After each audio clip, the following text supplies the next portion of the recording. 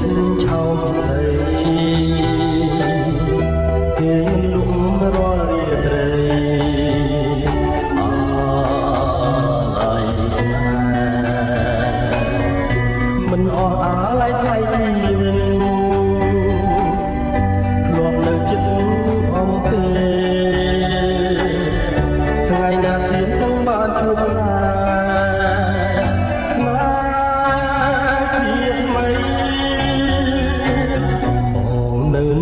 នឹកវាចា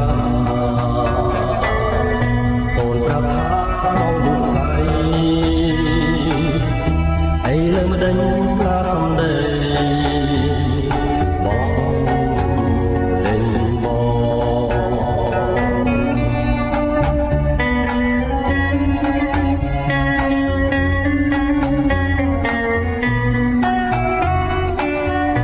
ានជួបហើយចង់ជួបទៀតមិនចង់ឃ្លានពីស្នេហ៍នឹកអាឡ័យជាប់ចិនដា